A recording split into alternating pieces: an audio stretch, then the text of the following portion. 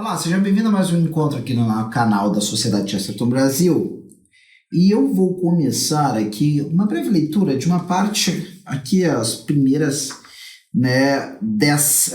o primeiro grupo, das 10 primeiras linhas aqui da Ilíada, tá?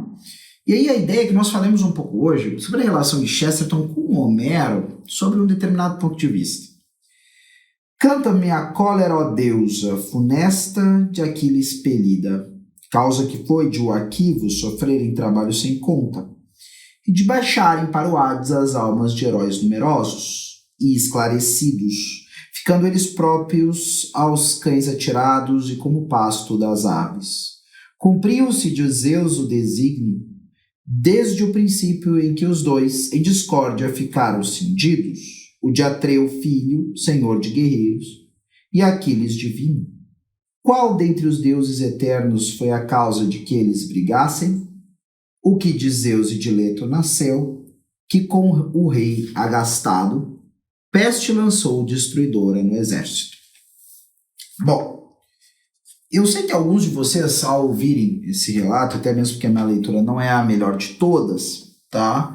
Ficou um pouco confuso, né? E isso aqui é a tradução, né, do Carlos Alberto Nunes, da Ilíada, né, que é um poema. Talvez alguns de vocês não tenham percebido, mas já perceberam que o ritmo, o encontro das palavras é diferente, certo? Que é um poema épico do grande Homero, tá? Que é muito conhecido por dois grandes poemas épicos. Este aqui, a Ilíada, e o outro, a Odisseia, tá? E, claro, existe uma forma, né, respeitadora, vou dizer assim, né, da métrica, que é uma métrica, nós poderíamos falar de maneira geral, aliterativa, ou seja, não é uma rima, né? Mas isso aqui tem um ritmo. Canta-me a cólera, ó deusa funesta de Aquiles expelida, causa que foi de os Aquivos sofrerem trabalho sem conta, certo? Isso tem um ritmo, tá? E por que eu estou tratando disso num encontro, numa conversa, numa aula, né, aqui na Sociedade de Chesterton Brasil? Porque em algum grau a gente pode dizer que o Chesterton, ele tem o mundo imaginativo dele formado por esse tipo de coisa que para nós muitas vezes é distante, certo? E que nós não temos essas referências na nossa vida. E eu comentava, eu acho que já há algum tempo, pelo menos aí faz alguns meses atrás, nós postamos, tanto lá no Instagram como aqui, um conteúdo onde nós falávamos sobre Chesterton sendo, então, né, alguém que, ao aproximarmos-nos da literatura dele, né, e quando falo literatura eu falo que ele escreve integralmente, podemos dizer aí que temos, né, tanto a parte, né, ficcional da literatura de Chesterton, nós conversamos um pouco sobre isso, né, na semana anterior. Nós temos a parte, né, das leituras de proposição dele, filosófica, poderíamos chamar assim, de maneira mais geral, né? As ideias, a maneira como ele trabalha a retidão de pensamento, a retidão racional, né? O jeito certo de pensar sobre diversas questões que estão ali, né, na ordem do dia, questões que envolvem desde as questões morais relacionadas à vida, como eugenia, como aborto, como coisas desse tipo, passando mesmo pela questão, né, da economia, onde ele, né, acaba sendo porta-voz, né, de uma determinada teoria acerca do acerto das coisas econômicas chamada de distributismo, tá? E nós temos, é claro, outros textos onde ele faz crítica literária, certo? Até agora estaremos publicando, né, em não muito tempo, acho que até quando esse vídeo até já estiver aí à disposição de vocês, já vai estar, né, chegando à casa das pessoas e à disposição para ser comprada, a biografia, né, na verdade uma biografia crítica, né, biografia / crítica literária, certo, que Chesterton faz de Charles Dickens. Mas, é claro, ele se dedica a isso, né, ou seja, a crítica literária em outras obras também, que são todas elas de fôlego e relevo, né, e nós temos, é claro, também, né, a literatura de Chesterton, que vai procurar os contos de detetive, nós temos aí as biografias, nós temos livros de história. Bom, Chesterton é, como dissemos uma vez num podcast, um escritor no sentido mais alto da palavra, tá? Apesar que ele se definia em um grau como jornalista, mas Eu consegui enxergar Chesterton como um jornalista de uma maneira muito peculiar. Talvez a coisa mais próxima que nós temos disso, como já comentei algumas outras vezes, é aquilo que fizeram aqueles caras que são chamados, né, os caras que escrevem jornalismo literário, né, como Truman Capote, por exemplo, como A Sangue Frio e assim por diante. Ou seja, é jornalismo? É jornalismo. Está tratando de alguma coisa que acontece com alguma... É um tanto recente os acontecimentos? É recente. Porém, né, traz diversos elementos da técnica narrativa da literatura, tá? Eu acredito que Chesterton tem muito disso também, certo? E Chesterton também produz poesia. E uma das poesias mais conhecidas por aqueles que estão próximos do trabalho, conhecem o trabalho de Chesterton, é The Ballad of the White Horse, né, a balada do cavalo branco, certo? E isso não deixa de ser uma balada épica, tá? Na verdade é um poema amplo, certo? Não feito de maneira literativa, mas sim já usando, né, o sistema de rima, né? A gente pode colocar isso dentro daquele verso que nós conhecemos com mais... é mais próximo de nós, né? Uma poesia mais próxima daquilo que nós entendemos por poesia, tá? Aonde ele vai falar, na verdade, né, desta batalha acontecida nessa colina, que tem uma formação rochosa, né, praticamente a protuberância assim, da montanha, vamos dizer assim, é como se fosse a parte mais extrema da montanha, que fica desnudada, né, que ela não tem vegetação. E aquele trecho sem vegetação de rocha exposta acaba formando como que um cavalo, né? Então, e ele traz a grande personalidade dessa história, que é a figura de Alfred o Grande.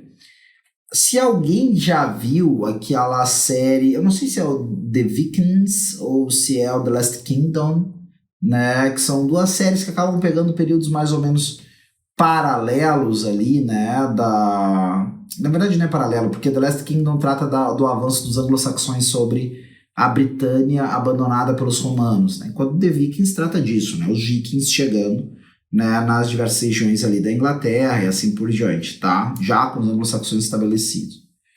De toda forma, o que acontece ali é que eu tenho quase certeza que é nos vikings, tá? Que a figura de Alfred, então, ela é trabalhada, né? Mas eu acho que como eles são baseados nas crônicas anglo-saxões, a Crônica dos Anglo-Saxões, ou as Crônicas Anglo-Saxãs, do Bernard Cornwell, e essa série The Last Kingdom também deve tratar da figura e personalidade do Alfred. Qual é a dificuldade com o Alfred, tá? E aqui, vamos começar a traçar os nossos paralelos, por favor, né? Para vocês não se perderem na neblina. Nós começamos falando de Homero, passamos por lembrar Chesterton como um grande escritor, né? Agora estamos falando de Alfred, que vocês direito não sabem nem quem é. E aí, por fim, vamos tentar entender como é que as coisas se ligam. O rei Alfred é um rei do século IX de Wessex, tá? E nessa época a Inglaterra estava dividida em vários reinos, em que havia 7 grandes reinos, chamada Heptarquia Anglo-Saxônica, certo? E esse Alfred é uma figura bastante interessante que começa a organizar os esforços de resistência ao avanço danês ou ao avanço dinamarquês ou viking, né, sobre essas várias regiões da Europa, não somente Inglaterra, Ilhas Britânicas, Irlanda. Por exemplo, Dublin é fundada por vikings, tá? Mas também outras regiões da Europa do Norte ali que tem presença viking também, certo? É claro, vocês já conhecem, sabem, né, que a Escandinávia tem por base étnica essas populações que nós chamamos de vikings, né?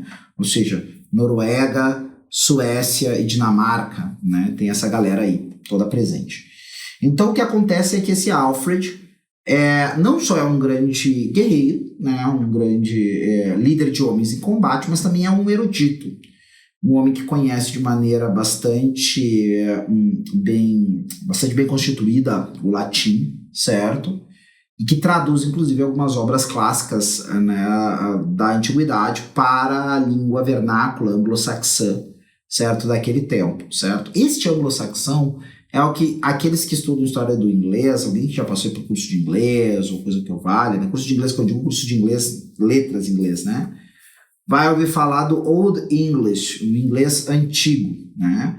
Diferente do Middle English, que é um inglês, né, que se constitui especialmente no final do século XIII e durante o século XIV em diante, até mais ou menos século XVI, tá? Que daí a gente já vai ter o inglês moderno antigo, por mais contraditório que possa parecer, ou primeiro inglês moderno, né, o Early Modern English, esse Old English é praticamente incompreensível para falantes de inglês moderno, tá? Ou seja, é preciso aprendê-lo quase como uma outra língua, mesmo que você seja falante nativo de inglês, tá? Pelo menos é mais ou menos isso, certo? É uma língua complicada para quem não tem. Tanto é que as obras, né, desse período são traduzidas para o inglês moderno, né? Então, se há necessidade de tradução, então... Claro, há também gente que traduz para o inglês moderno o Chaucer, que é Middle English, que, na minha opinião, é bem compreensível para quem fala inglês moderno. Mas essas coisas à parte, certo? Então, Alfred traduz, né, para esse anglo-saxão, tá, essas obras clássicas também. E ele também é um homem muito piedoso. Então, nós temos um cara que a gente quase poderia chamar ele de Carlos Magno dos anglo-saxões, né? E até eu tô aqui enchendo a bola do Carlos Magno, pelo menos do ponto de vista de intelectualidade e piedade, né? Porque o relato acerca da piedade, da intelectualidade de Carlos Magno não é mais do que o necessário para tê-lo como um cristão honesto e como uma pessoa que não é um burro.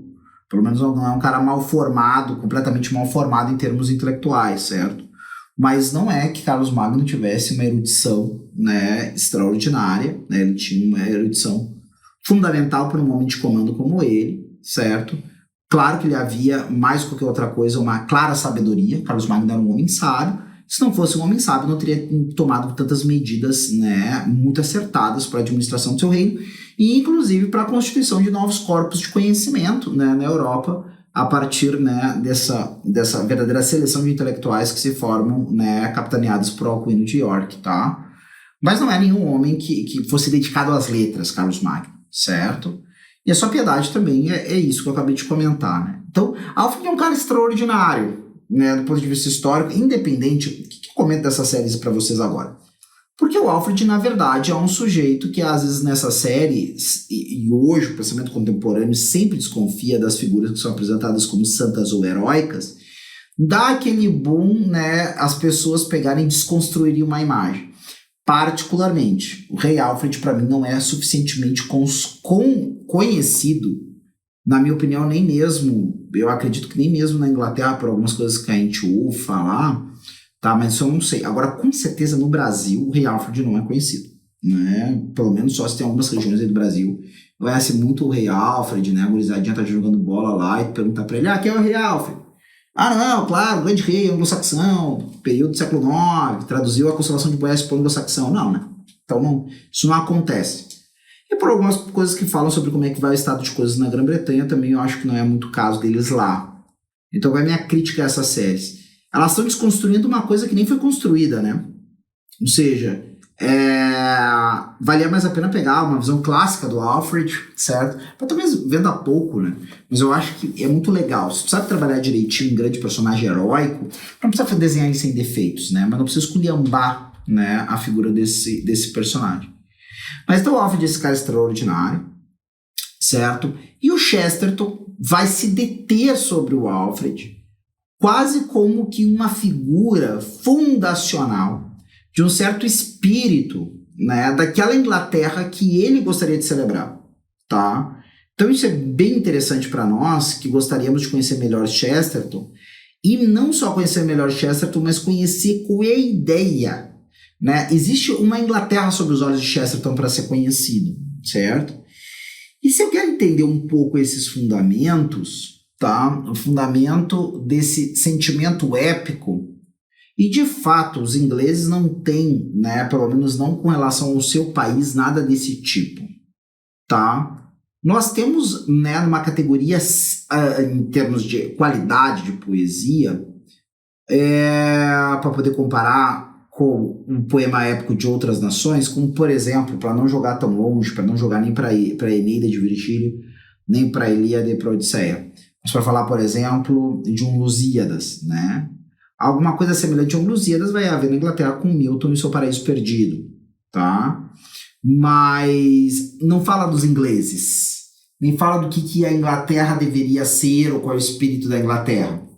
Porque, no fundo, se eu for olhar para a Ilíada e para a Odisseia, ela não foi pensada para isso, tenho quase certeza que não, certo? Não, para ser um grande épico que fale, do espírito, do coração, do ocidente, do mundo grego, do mundo helênico, assim por diante. Muitas inferências são feitas, né? O próprio rapto de Helena, que é muito pouco tratado aqui nessa obra. Vocês, se conseguiram compreender alguma coisa da minha leitura no começo, esse poema épico que é a Ilíada vai tratar propriamente da ira de Aquiles. Que ira é essa? A ira da qual Aquiles foi tomado porque Agamenon, em vista, Agamenon é o rei da galera toda, foi uma galera, né, lá buscar a Helena, que havia sido raptada do seu marido, né, Menelau, que era rei de Esparta. Vocês já devem ter ouvido falar de Esparta, os 300 de Esparta, espartanos, aquela coisa toda, a galera da guerra.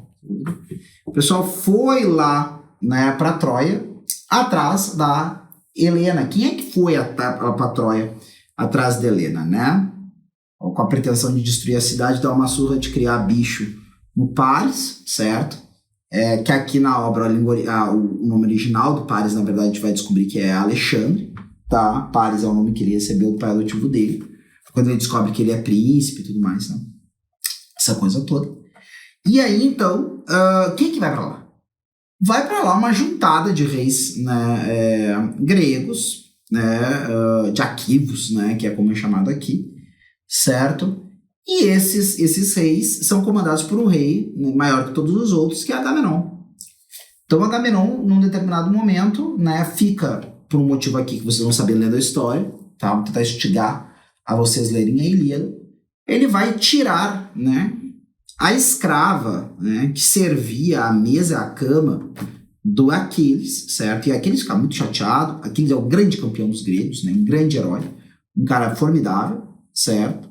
E que havia sido prometido que ele alcançaria a glória, né? Uma morte talvez jovem, né? Uma morte breve, mas, ou seja, uma vida breve, porém gloriosa. E aqui ele sofre, né? Então, essa afronta, certo? Depois ele, inclusive, vai falar, né? O Agamenon, que o interpela mais de uma vez para voltar à batalha. Ele sai da batalha, né? Ele considera isso uma ofensa intolerável. Sai da batalha, certo?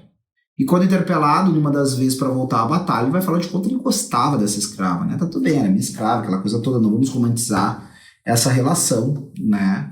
Mas é um homem que tinha, né, dentro desses limites e dentro desses defeitos de relação, ele tinha um carinho por essa mulher, né? E se viu privado dela, né? E considerou isso uma ofensa tamanha que deixou os seus compatriotas, né, entregues à morte, né, em vários momentos, porque ele realmente desequilibrava. Era aquele cara que, como se fosse um jogador hoje em dia, você entra em campo, o cara desequilibra, né? O jogo muda porque ele tá em campo, tá? E é disso que trata aqui, né, a Ilíada. Não trata propriamente da questão da guerra de Troia como um todo, que durou 10 anos. Outro dia desse estava vendo um desses programas de domingo à tarde, aí tinha aqueles programas de perguntas, né? Perguntou quantos anos, né, demorou a guerra de Troia. Me deu uma dor no coração, assim, que eu vi aquela menina, não ia saber responder aquilo nem para salvar a alma, né? Mas então, 10 anos de guerra, tá? E não é de tudo isso que conta a história, tá? Conta da ira. E só que o que nos interessa, né, enquanto... Mas é evidente, isso aqui não foi nos dado, tá? Isso aqui não foi pensado quando foi cantado, como, não, vamos expressar qual é o espírito da Hélade, da Grécia, até porque a Grécia em si, né, é muito diferente daquilo que nós temos na nossa cabeça, né? A Hélade, ou a Grécia, é muito mais aquilo que nós pensamos como civilização ocidental, ou seja, a constituição de vários povos com elementos éticos, morais, religiosos, de instituições políticas semelhantes, tá? Em língua, ou algumas línguas comuns, mas no caso dos gregos, uma língua muito assemelhada entre essas diversas populações, certo? E dentro dessa história, nós temos, né, de alguma forma, né, a coletânea de diversos elementos culturais que nos são relatados. A Ilíada, muito provavelmente, começou a ser composta mais ou menos no século XII a.C., por aí, tá? E ela atravessa um período onde nós temos muitos poucos relatos, né, para saber o que realmente aconteceu dentro daquele período nesse território que hoje nós entendemos como Grécia ou como o Ocidente grego e assim por diante, tá? E ela depois, posteriormente, vai ser encarada como de fato alguma coisa um degrau abaixo de como nós encaramos a Bíblia, por exemplo, hoje em dia. Ou seja, ela é um grande apanhado daquelas atitudes exemplares, tanto para o que deve como para o que não deve ser feito, e que era passado de geração em geração para aquelas populações e acabava sendo um elemento de unidade cultural para aqueles diversos povos que estavam reunidos dentro dessa civilização mediterrânea, né? Poderíamos dizer assim, tá?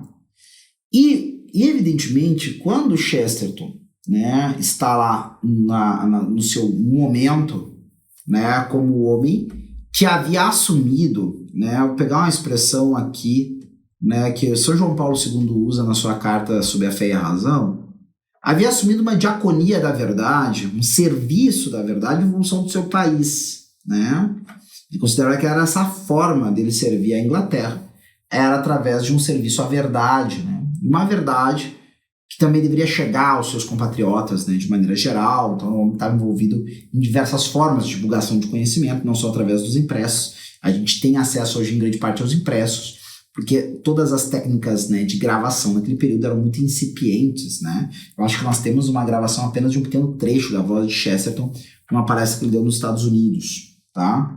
Então, é isso.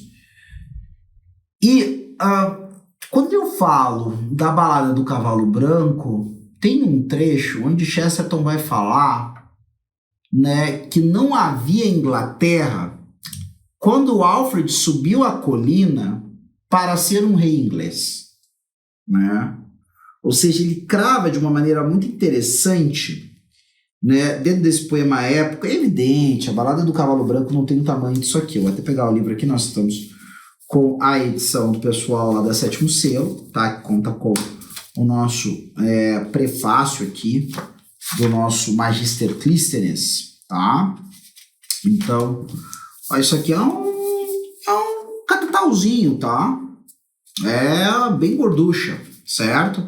Claro, a Balada do Cavalo Branco, na edição dela impressa, eu acho que ela fica do tamanho de um livreto, né? Menor, é um livro bem pequeno. Eu vou tentar achar alguma coisa semelhante aqui na nossa biblioteca para você ter uma ideia do tamanho dela, ó.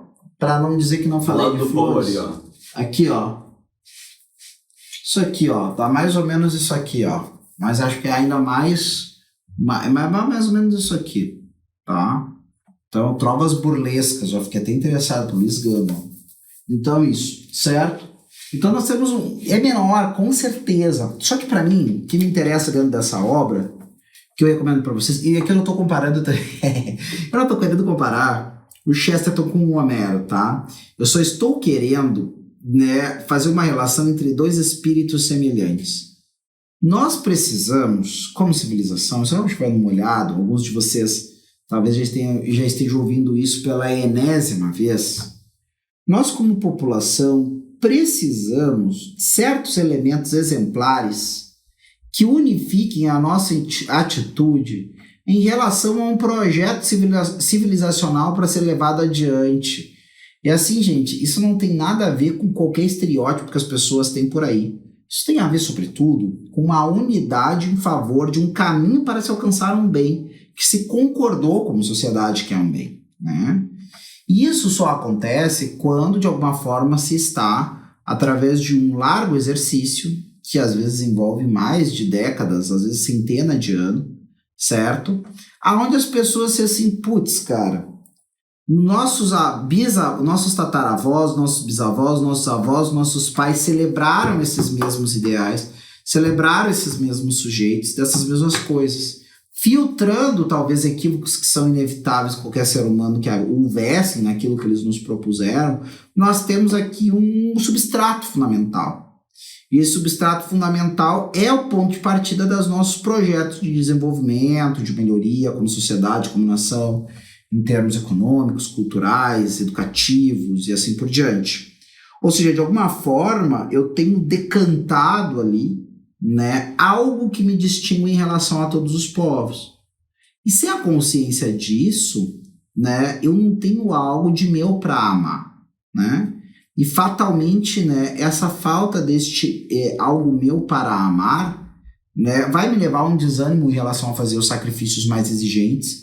que às vezes se pedem do indivíduo e da sociedade para levar à frente, né, qualquer nação próspera, certo?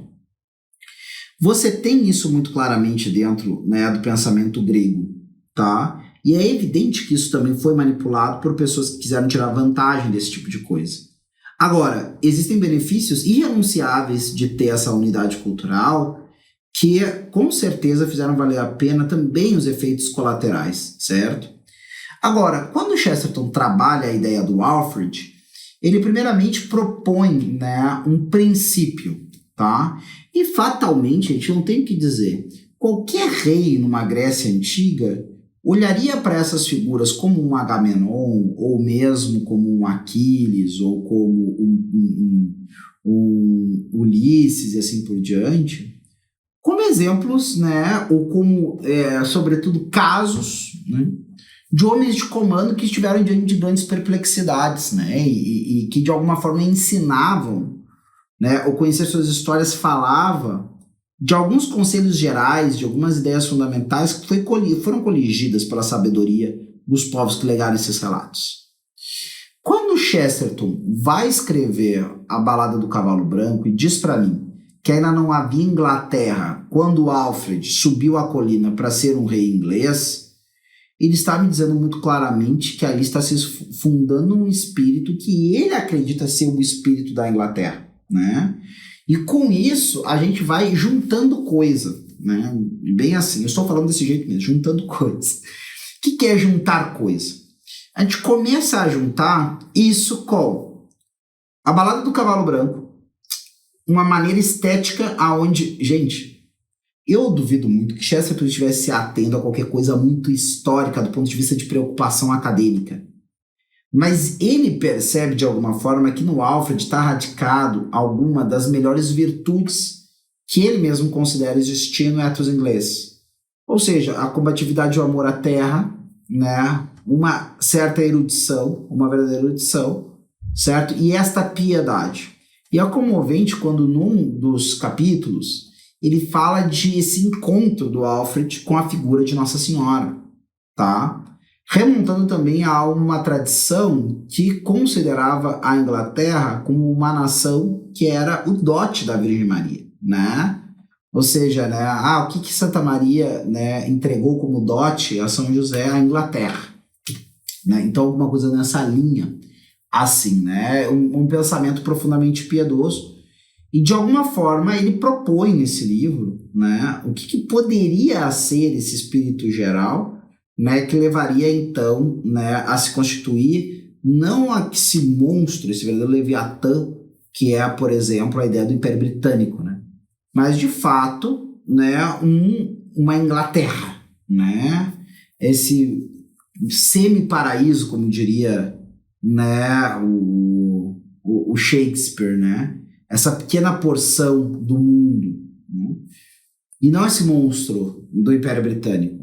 Ele era um homem disso, ele era um homem nessa pequena localidade e ele acreditava profundamente que era muito importante ter os pés bem fincados no local a quem se pertencia e pensava que ser cidadão do mundo era ser cidadão de nada, né? Ou seja, eu junto a Balada do Cavalo Branco com outro livro dele que é Uma Pequena História da Inglaterra e eu junto isso com a análise crítica que ele faz do Dickens. E, para mim, em algum grau, Chesterton acaba propondo, de forma geral, o que ele considerava. Isso é interessantíssimo, né?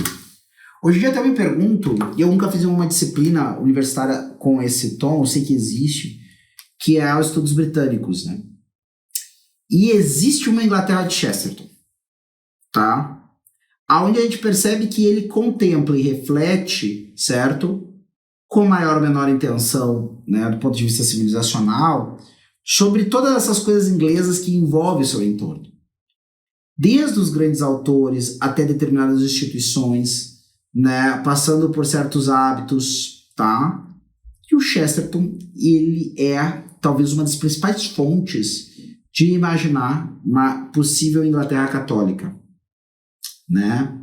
Como seria uma Inglaterra católica? Bom, ele acabou fazendo isso de duas formas. Por exemplo, quando ele cria o personagem Padre Brown, né?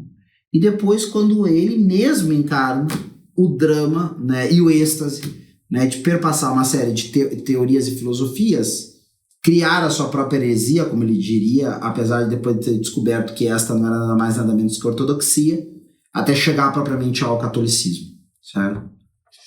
E com isso, eu coloco a vocês que, de alguma forma, a gente pode pensar que se Homero cantou a cultura, né, do seu tempo, os relatos, né, imemoriais que chegaram até o seu gênio, tá?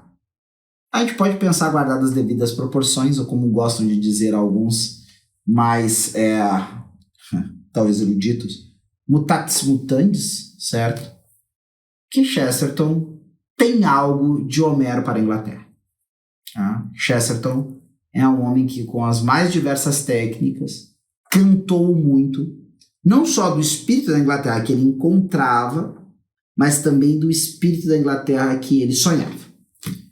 Eu acho que para nós é interessantíssimo, uma vez que, relembrando, né, eu falei com vocês em outro momento sobre o excelente, né, prefácio do Raul para a nossa edição do Taberna Ambulante. Por enquanto a única edição é a nossa, né, mas aí para mim não deixar esse livro datado, deixar esse áudio, esse vídeo datado, vou dizer a nossa edição, né, daqui a pouquinho aparece outras por aí, tá?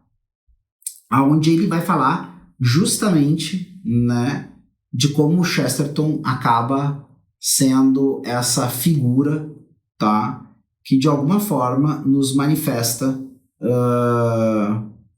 essa variedade de escrita e, sem querer ser um grande romancista, acaba sendo um grande ficcionista, certo? Acaba trazendo para nós muito das suas ideias, mesmo filosóficas, através da ficção e assim por diante, né?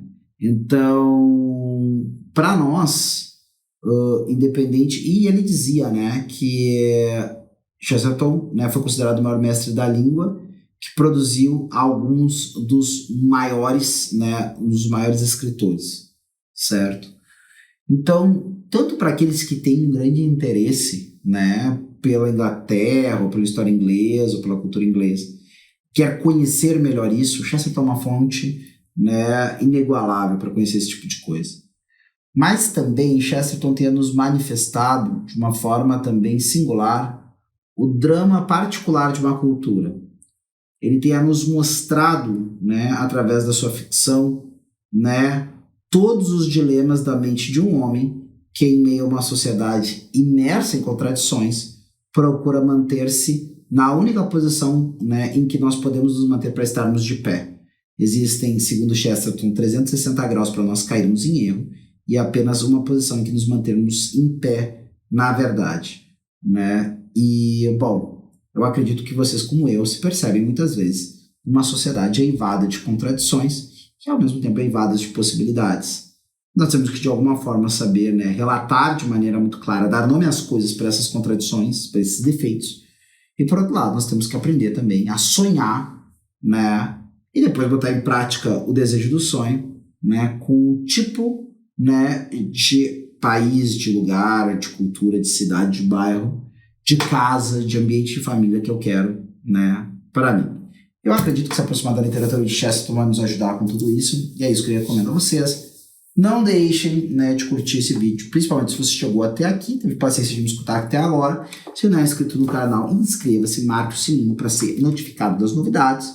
Também não deixe de compartilhar, né, esse vídeo com quem você sabe que se interessa por esses diversos temas. Palavras-chave: cultura, poesia, né, cultura nacional, Chesterton, Charles Dickens, Cavalo Branco. Bom, tem uma série de temas aí relacionados, certo? Mas não deixe de comentar, deixar sua pergunta, o seu elogio, a sua crítica aqui embaixo. Isso sempre aumenta a relevância da nossa produção. Deve ter aqui também um link para a nossa livraria virtual, onde você vai encontrar uma diversidade de obras já publicadas pela Sociedade Chesterton Brasil. Eu tenho certeza, né, que ali vai ter alguma que está na medida do começo da continuidade da sua aventura de leitura do nosso grande autor, G.K. Chesterton. Eu vou ficando por aqui. Até a próxima. Tchau, tchau.